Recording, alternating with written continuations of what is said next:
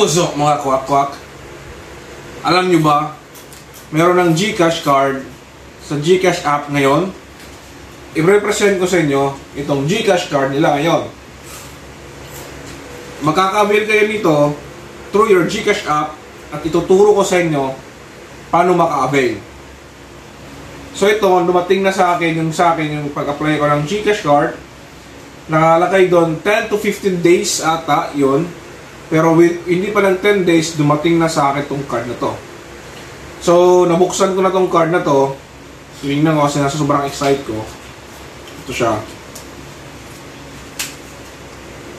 Ito yung GCash card. Yung bagong GCash. Ito, maganda siya mga kwak-kwak. Magagamit nyo to kahit saang ATM machine, basta banknet, Visa. Mga gamit nyo to pang bayad sa mga pinamili sa mga mall or kahit saan. Tsaka less hassle na rin to kasi kung kailangan nyo ng pera, pwede nyo magamit sa mga ATM card o ATM machine. Makaka-withdraw na kayo sa ATM machine. So, ipakita ko muna sa inyo kung ano yung nasa harapan ng GCash card. Yung logo ng GCash, tsaka yung name mo, yung name mo na nakaregister sa GCash app. Sa likod naman, isang Silver Eagle, ewan ko ano nito, si Senior Aguila po ata to. Tsaka yung expiration, tsaka yung GCash number mo. Ang validity nito is 5 years. Kasi 2028 ito mag-expired sa akin, eh, ngayon ko in-apply ito, so 5 years. So, hindi ko na patatagalin pa mga kakwakwak. Panoorin nyo na kung paano ko to in-apply, maka-apply sa GCash gamit yung GCash app nyo. So ito na nga mga kwak-kwak, tuturuan ko kayo kung paano mag-avail ng GCash card.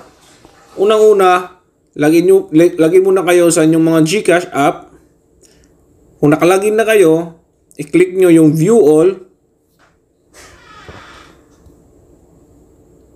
Scroll down lang kayo sa pinakababa at saka i-click nyo naman yung card.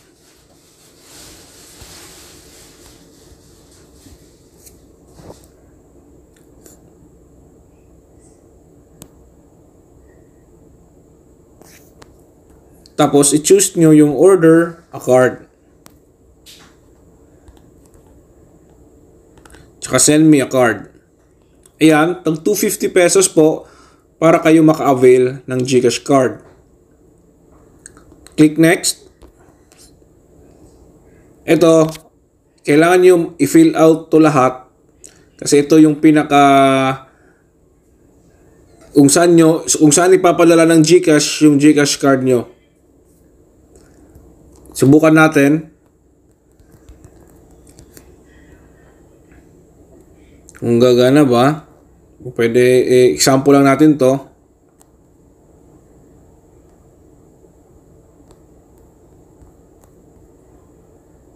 Yan.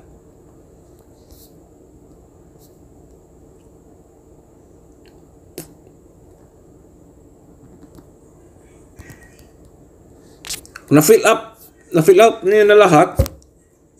Next nyo lang. Ayan. Kikita to itong GCash card order form. Card information mo. Yung name of card, kung anong name na may ilalagay sa card. Tsaka yung delivery information. Pwede mo ito ma-edit pa rin. Yung kung baga gusto nyong baguhin, yung kung saan ipapadala or may nagkamali ka, pwede nyo ito i-edit dito. Tsaka click nyo tong, kung okay na lahat, i-check nyo yan, na na-understand mo yung mga rules ng GCash card, yung mga agreement, at saka click confirm. Ayan, ito yun lahat. Let's click confirm.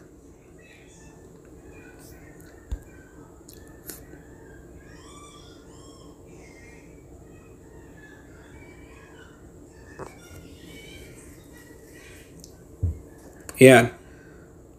Tapos click nyo yung pay, 250. Kung maklik nyo yung 250, magbabayad. Siyempre, kailangan may laman yung GCash nyo na limit na 250 pesos para maka-avail kayo ng card. Itong 250 na to is para yung delivery charge. ng card nyo kung saan nyo papadala. Pag pay nyo ng 250, maglo-loading yan, tapos magbibigay ng confirmation.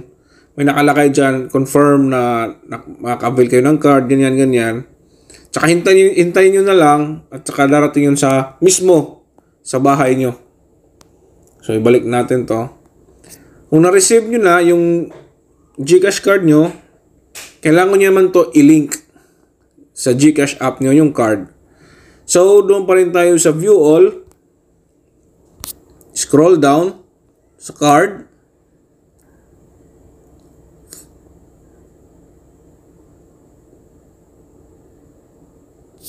Nas dito na kayo sa link My Card.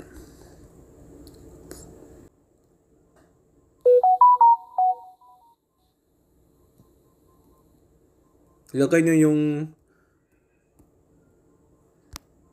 nyo yung authentication code na i-send sa cellphone nyo, sa SIM card nyo, sa Philippine sa number nyo. Then click submit. Ilagay nyo yung last 4 digit of your card na nakalagay sa card mismo.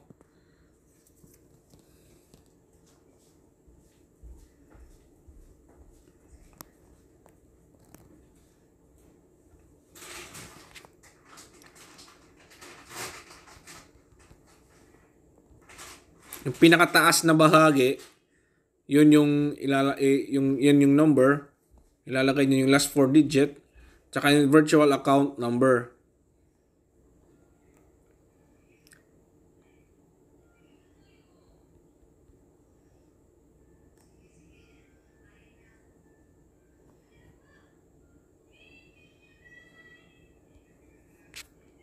Tsaka click next. Ayan, nakalink na. Kikita sa taas. Tapos maglalagay na kayo ng password nyo. Yung 6-digit card pin nyo, next nyo, ayan, tapos na. GCash card link. Congratulations, you can now use your GCash card in all stores and ATM machine worldwide. Then click OK.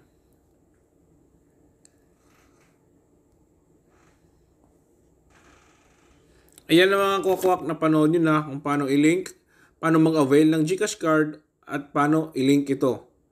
So maraming salamat mga kwakwak sa panonood nyo. Huwag niyong kalimutan mag-subscribe, like, and click the bell button para lagi kang updated sa mga videos.